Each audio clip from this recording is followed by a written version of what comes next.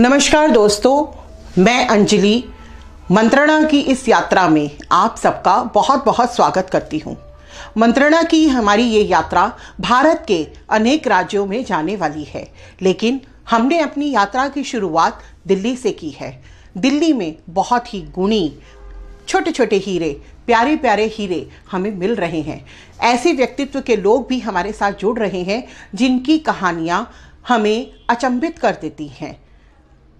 मौन हूँ, निशब्द नहीं, जज्बात हैं, मुंह खोलने की चाहत नहीं, चाहत है पर किसी से उम्मीद नहीं।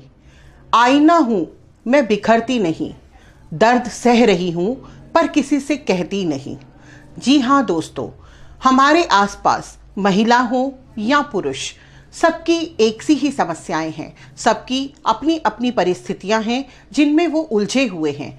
उनमें उलझते हुए वो अपनी जीवन यात्रा को आगे लेकर जा रहे हैं और अपनी ही समस्याओं में अपने हलों को ढूंढते चले जा रहे हैं। अपनी इस यात्रा के दौरान यदि हम हार नहीं मानते तो हम अपनी परेशानियों का हल स्वयं ही ढूंढ लेते हैं। आज ऐसे ही साहसी व्यक्तित्व की एक महिला से हम आपका परिचय कराने जा रहे हैं, जिन्होंने बहुत सी छोटी उम्र में बहुत कुछ देखा और अपनी परेशानियों में से ही अपने हलों को वो स्वतः ही ढूंढती चली गई और अपनी जीवन यात्रा को आगे बढ़ाती गई। आइए मिलकर स्वागत करते हैं हमारे स्टूडियो में आज की हमारी मेहमान का। बहुत बहुत स्वागत है आपका हमारे स्टूडियो में। नमस्कार दोस्तों, मैं हूँ चेतना कालरा। दोस्तों, आज हमारे स्टूडियो में बहुत ही साहसी व्यक्तित्व की महिला मौजूद हैं जिनका नाम है चेतना कालरा जी। जी हाँ, चेतना कालरा जी एक विशाल व्यक्तित्व की महिला हैं और अपने जीवन को बहुत ही सुगम तरीके से अब आगे बढ़ाती जा रही हैं। चेतना जी, मैं चाहूँगी कि दर्शकों को आप अपना पूरा परिचय दीजिए। जी, मैं चेतना कालरा हूँ और एक एस्ट्रोलॉजर हूँ, टैरो कार्ड रीडर हूँ, मोटिवेशनल काउंसलर हूँ, प्लस सोशल वर्कर भी हूँ और रेकी ग्रैंड मास्टर हूँ। बहुत एनजीओस के साथ जुड़ी हुई हूँ जिनके लिए मैं काम करती हूँ।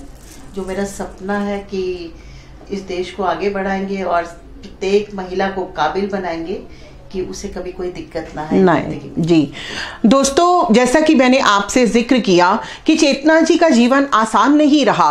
उन्होंने बहुत छोटी उम्र में बहुत सारी परेशानियां देखी, लेकिन चेतना जी, मैं आप ही से जानना चाहूंगी कि किस तरह की वो परेशानियां रहीं और किस तरह के हल आपने उनके लिए ढूंढे। जी, मैं बहुत छोटी थी, 8-9 साल की थी, तब मेरे फादर एक्सपायर हो गए। मेरी मदर जो है बीमार रहती थी और मेरी शादी हो गई थी क्योंकि हम लोग 3 बहनें थी और एक भाई जी। तो मेरी बड़ी सिस्टर ने हम दोनों बहनों की शादी करके फिर अपनी की थी। तो जब मैं 15 इयर्स की थी तो मेरी शादी हो गई थी जी, बहुत अर्ली एज में जी। तो उसके बाद बहुत मुश्किल हुआ कोप अप करना क्योंकि मेरा दिमाग तो एक बच्चे जैसा था जी, बहुत छोटी थी आप। जब भी मैं 17 इयर्स की तो मेरी फर्स्ट डॉटर हो गई जी। तो वो बड़ा एक मैनेज करना बहुत मुश्किल था चीजों से जी। लेकिन कुछ एक हेल्प थी मेरे पास जी, जो मेरी जेठानी जिसको बोलते हैं सिस्टर इन लॉ जी, उन्होंने मुझे बहुत हेल्प किया। प्लस मेरी एक छोटी सिस्टर है, उसने मुझे बहुत हेल्प की जी। मुझे कहीं मैं उदास हूँ, दुखी हूँ तो उन लोगों ने मुझे बहुत हिम्मत दी और मेरी जेठानी का तो मैं हमेशा शुक्रगुजार रहूंगी क्योंकि मैंने आफ्टर मैरिज, जब मैं 11th में थी तो शादी हो गई थी जी। तो आफ्टर मैरिज मैंने कंप्यूटर कोर्स बहुत सारी चीजें की जी, जो कि उन्होंने मुझे हेल्प किया कि बच्चों को देख लिया और मुझे मतलब एक महिला ही महिला का सहारा बनती चली गई। उन्होंने बहुत हेल्प की जी।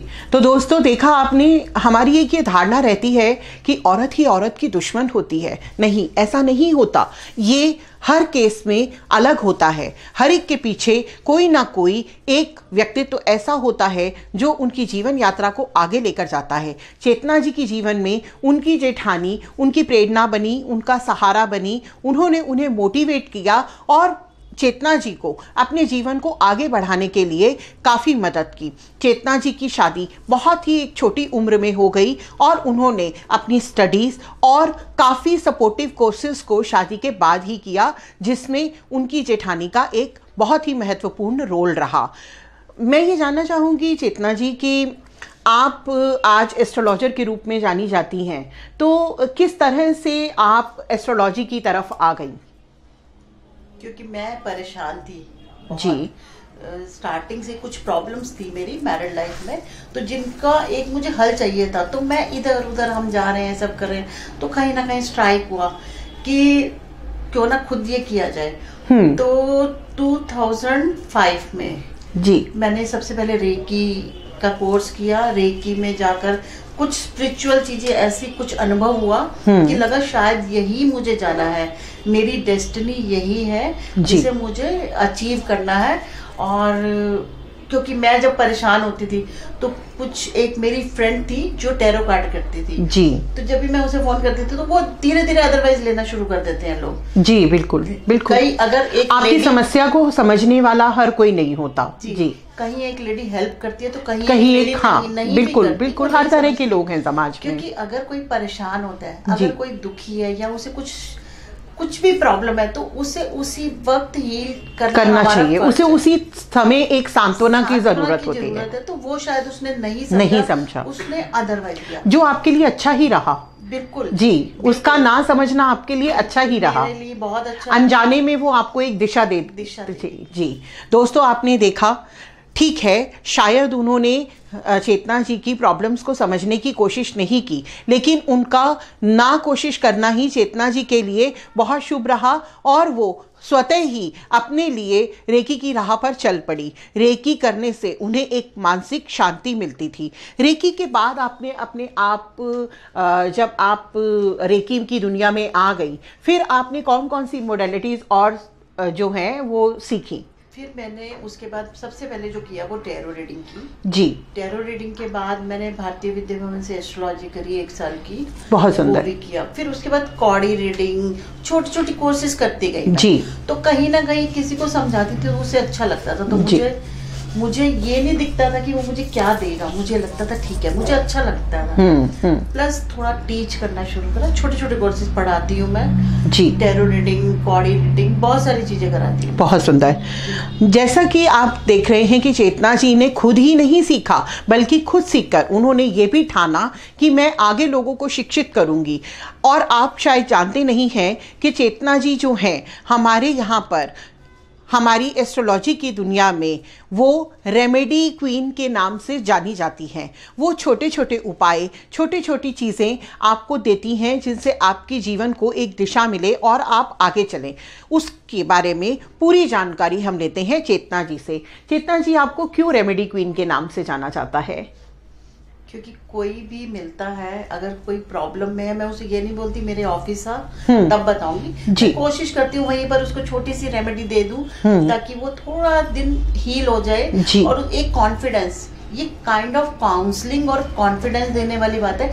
अगर आप किसी को मोटिवेट करते हैं तो कहीं ना कहीं वो समझता है मेरे लिए एक हमदर्द आ गया जी।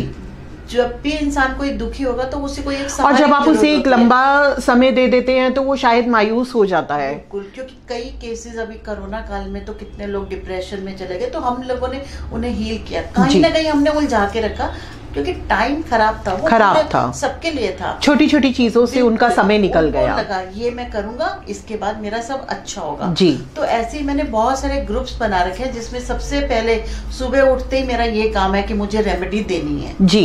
जितना मैं भी ग्रुप्स को देखती हूँ, रोज कोई ना कोई रेमेडी आपकी सुबह ड्रॉप ही होती है। सबसे पहले उठ के मेरा यही काम है, रेमेडी वहां डालना, इंस्टाग्राम पे, फेसबुक पे, काफी चर्चित है आप सोशल मीडिया पे।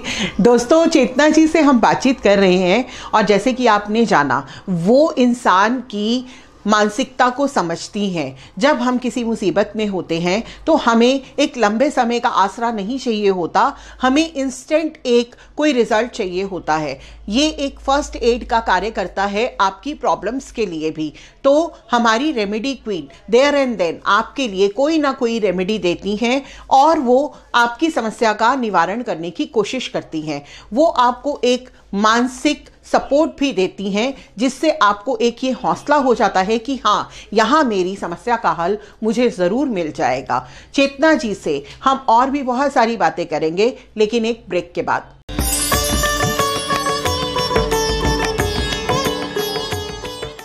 बहुत बहुत स्वागत है दोस्तों आपका ब्रेक के बाद। ब्रेक पर जाने से पहले आपने देखा कि हम बातचीत कर रहे हैं चेतना कालरा जी से, जो एक रेमेडी क्वीन के बारे में जानी जाती हैं। दोस्तों, हमारी ये जीवन यात्रा हमें धीरे धीरे धीरे धीरे आगे लेकर जाती ही है और स्वतः ही अपनी मुश्किलों से जूझने का कोई ना कोई रास्ता हमारे आगे लाकर ही रख देती है। जैसा कि आपने देखा, चेतना जी को एक फीमेल फ्रेंड ने ही सपोर्ट नहीं किया, लेकिन फिर भी उन्होंने इसे एक पॉजिटिव रूप में लिया और अपने लिए अपना रास्ता स्वयं चुना। उन्होंने रेकी, वास्तु, न्यूमरोलॉजी और भी न जाने कितनी सारी विद्याओं में अपने आप को कुशल किया। आज वो एक लाइफ कोच के बारे में भी जानी जाती हैं, मोटिवेशनल स्पीकर के रूप में भी जानी जाती हैं और उससे भी बढ़कर वो एक सोशल वर्कर के रूप में भी जानी जाती हैं। क्या है उनका ये पहलू, आइए जानते हैं उन्हीं से। चेतना जी, आज आप एक सोशल वर्कर के रूप में भी जानी जाती हैं, तो ऐसा कौन सा कार्य आप कर रही हैं जिससे कि समाज को एक सहयोग आपकी तरफ से मिल रहा है? जी, मैं बहुत सारे एनजीओ से जुड़ी हुई हूँ। वैसे एनजीओ से मेरा मैसेज यही होता है जी, आप एनजीओ से जुड़े ना जुड़े, अपने सराउंडिंग में बेशक 2 लोग हैं, 4 लोग हैं, उनके लिए काम कीजिए। क्यों आपको पहचान चाहिए, उसके लिए क्यों आपको कोई ये स्टैम्प चाहिए आपको? क्यों एनजीओ खोलना है? आप एनजीओ ही क्यों खोलना चाह रहे हो जी? एक मेरा मोटिव ये था एनजीओ के साथ जुड़ने का। मैं उन्हीं लोगों के साथ जुड़ी हूँ जो मुझे दिख रहा है कि वो डायरेक्ट राइट काम कर रहे हैं। आप डोनेट भी करते हैं कुछ, तो वो राइट हैंड में जाना चाहिए। बिल्कुल बिल्कुल। अगर वहां मुझे मौका मिल रहा है मुझे जाकर लोगों को देने का, तो मुझे वो अच्छा लगा जी। तो इसी वजह से बेटी एक लक्ष्य फाउंडेशन की जो एनजीओ से मैं जुड़ी हुई हूँ, जहाँ मुझे उन्होंने हरियाणा का प्रेसिडेंट बना रखा है जी, तो उसमें हम बहुत अच्छा काम कर रहे हैं और मैं खुद जाकर बेटियों के लिए आप काम करते हैं जी। हाँ, मैंने सुना काफी एक्टिव हैं आप उसमें, और शायद उस एनजीओ की इतनी प्रगति भी आप ही की वजह से है, तो आपने काफी उन्हें सपोर्ट दिया और सहयोग दिया है। नहीं, बहुत अच्छा कार्य आपने किया और हम चाहेंगे कि भविष्य में भी आप अपना ऐसे ही कार्य करती रहें। ये तो रही एक सोशल वर्कर के रूप में आपकी पहचान। आप एक लाइफ कोच के बारे में भी जानी जाती हैं, मोटिवेशनल स्पीकर भी आप हैं, तो वो किस तरह से आपके अंदर आता गया? किस तरह से आपको लगा कि मुझे दूसरों की लाइफ को एक दिशा देनी है, लाइफ कोच बनना है? क्यों ऐसा आपको महसूस हुआ, या लोगों ने आपके उस रूप को कैसे एक्सेप्ट किया? ये अचानक से ही हुआ सब कुछ। शायद हम जब किसी और को समझा रहे होते हैं तो कहीं ना कहीं हम खुद को समझा रहे होते हैं जी। तो लोगों ने मुझे खुद से नाम रेमेडी क्वीन नाम दे दिया, मोटिवेशनल काउंसलर दे दिया, ये सब लोगों के नाम उन्होंने खुद दे दिए। मैंने अपने आप से कोई नाम नहीं रखा, कुछ भी नहीं। चेतना कालरा मेरा नाम है, बस इतना है। और मतलब ये पदवियां आपको मिलती चली गई? हाँ, खुद से लोगों ने बोला मुझे। बहुत अच्छी बात। कहीं ना लगता है दर्द को जो महसूस करता है ना जी, वही दूसरे, यही सबसे बड़ी बात है। बिल्कुल बिल्कुल, दूसरे को दर्द को वही पहचान सकता है जी। दोस्तों, आपने देखा कि कभी कभी हम दर्द से इतना घबरा जाते हैं कि हम जिंदगी के उन पहलुओं पर चल पड़ते हैं जहां हमें नहीं जाना चाहिए। लोग डिप्रेशन में चले जाते हैं, या फिर कभी कभी तो वो अपने आप को ख़त्म भी कर लेते हैं। लेकिन हमारी यात्रा का ना तो वो मंजिल है और ना ही हमें उस रास्ते पर चलना है। चेतना कालरा जी ने अपने दर्द को अपनी स्ट्रेंथ बनाया और उसी से मोटिवेट होकर वो लोगों के जीवन को संवारने लगी। लोग उन्हें लाइफ कोच की पदवी देते चले गए और कहीं ना कहीं वो मोटिवेशनल काउंसलर के रूप में भी जानी जाती हैं। ये सब पदवियां उन्होंने कहीं से ली नहीं है, लेकिन जिन भी लोगों की उन्होंने मदद की, वो लोग अपने आप ही उन्हें इन नामों से पुकारने लगे और वो इन्हीं नामों से पॉपुलर होती चली गई। चेतना जी की एक और भी बहुत अच्छी खूबी है, चेतना जी को घूमने का बहुत ही शौक है। चेतना जी इंडिया में और इंडिया के बाहर काफ़ी ट्रैवल करती रहती हैं। उनके इंटरनेशनल फॉलोअर्स भी बहुत ज़्यादा हैं। चेतना जी, इंटरनेशनल फॉलोअर्स के बारे में आप क्या कहना चाहेंगी? किस तरह से उनके साथ आपका एक कनेक्शन डेवलप हो गया? जब मैं फर्स्ट टाइम चाइना गई तो वहाँ एक लड़की मिली, मुझे पूरी इंग्लिश नहीं आती थी और उसे भी नहीं आती थी जी, क्योंकि वो चाइनीज बोलते हैं। चाइनीज जो जितने भी लोग हैं उन लोगों को इंग्लिश कम आती है जी। अभी वो सीख रहे हैं धीरे धीरे, तो हम लोगों का मैच कर रहा था, क्योंकि उतनी वो समझ जाती थी उतनी मैं इशारों में बात करना ये। तो सबसे पहले उसने मेरे से काउंसलिंग की, उसे पता चला मैं टैरो कार्ड्स करती हूँ या कुछ, तो उसे समझ आया। तो उसने इस चीज को आगे बढ़ाया जी, और फिर बहुत से लोगों को बताया जी। उसके बाद मॉरिशस से एक में आई यहाँ पर, तो बाई चांस टेम्पल में मिलना हो गया था उनसे। ओके।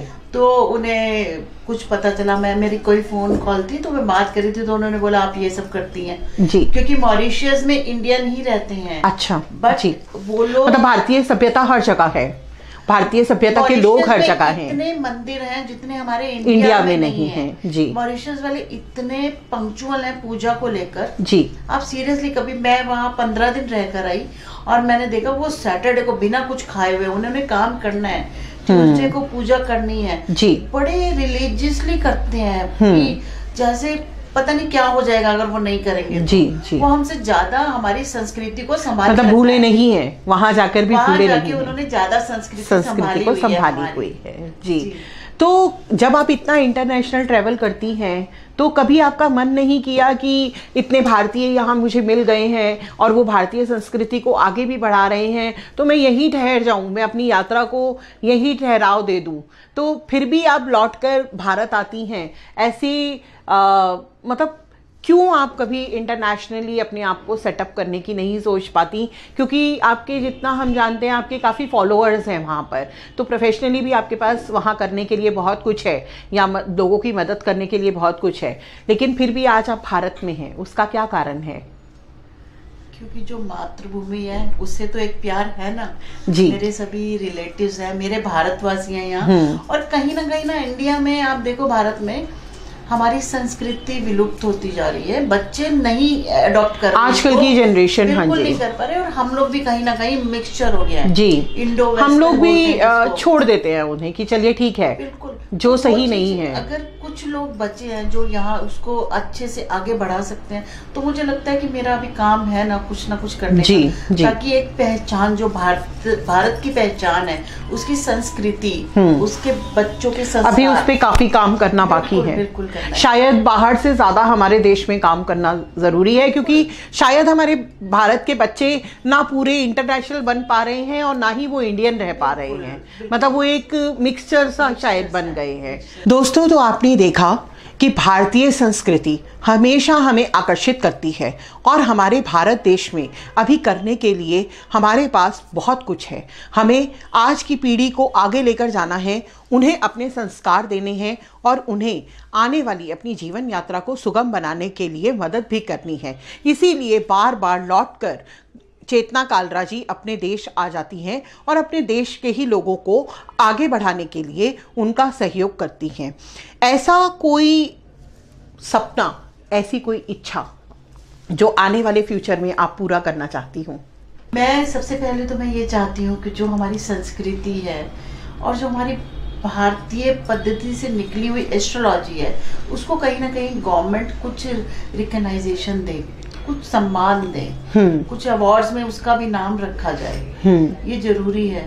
और एक जो मेरा सबसे बड़ा सपना है, ये जो हमारी डॉग्स हैं, स्ट्रीट डॉग्स, काउस और जितने भी पक्षी हैं, उनकी केयर की जाए जरूर। तो जो मेरा एक और सपना है वो है स्ट्रीट डॉग्स, काउस जो सड़क पे घूमती हैं, और जितने भी पक्षी हैं उनकी देखभाल की जाए जी। मैं सभी से, ये गवर्नमेंट नहीं कर सकती। मैंने एक वीडियो भी बनाया था जिसमें मोदी जी से भी रिक्वेस्ट की गई थी कि इसको देखें, बिल्कुल, क्योंकि स्ट्रीट्स में, मैं अभी पीछे बहुत बारिश थी तो मैं देख रही थी एक काऊ बचने के लिए बारिश से दीवार से चिपक रही है, उनके लिए कोई घर नहीं है, कोई शेल्टर नहीं है। और जो डॉग्स हैं, किसी का पैर टूट गया, किसी को कुछ हो गया, अभी पीछे एक इंसिडेंट हुआ, किसी मॉल में वो डॉग घुस गया, उसको इतनी बुरी तरह मारा। जी, तो मानवीयता खत्म होती जा रही है, मतलब उनके लिए एक सॉफ्ट कॉर्नर नहीं है जी। और अगर हम सब लोग मिलके करेंगे, क्योंकि गवर्नमेंट सब जगह नहीं पहुंच सकती जी, तो हम सब लोग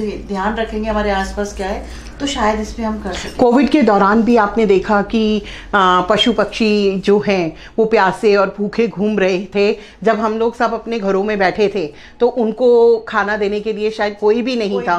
और शायद उस दौरान जितने इंसानों की मौत हुई है या जितना लॉस एक ह्यूमन हमारे सर्कल में हुआ है, उतनी ही शायद प्रताड़ना उन लोगों ने भी झेली, उससे ज्यादा हुई होगी, उससे ज्यादा ही हमने हुई ये होगी। सोचा ना कोविड है, पता नहीं कितने टाइम का लॉकडाउन रहेगा, जी। तो पहले हम खाएं, जी बिल्कुल, उनको नहीं दिया क्योंकि शायद खत्म हो जाएगा हमारे घर का, हाँ हम जी, क्या करेंगे? जी तो बिल्कुल, उससे ज्यादा हुई। जी बिल्कुल। अभी जितने भी हम एस्ट्रोलॉजर्स हैं जी। जो अकल्ट में हैं, जी। उनसे मेरी एक रिक्वेस्ट है इस प्लेटफॉर्म से, आपके प्लेटफॉर्म से, कि जरूर। अगर आपके पास कोई भी आता है तो एक काम उसे जरूर बताइए कि इनमें से किसी को वो फीड जरूर कराएं। बिल्कुल, चाहे वो बिल्कुल। रेमेडी समझ के करेंगे, लेकिन करेंगे जरूर। क्योंकि वहां उन्हें अपना फायदा नजर आएगा कि अगर मैं कुत्ते को रोटी दूंगा तो मेरा ये काम होगा, जी। गाय को दूंगा तो ये काम होगा। बिल्कुल बिल्कुल। तो थोड़ी सी मेरी ये आपके प्लेटफॉर्म से अच्छा किया आपने मुझे चांस देके कि मेरी ये सबसे रिक्वेस्ट नहीं नहीं, है। बहुत सुंदर विचार है आपका।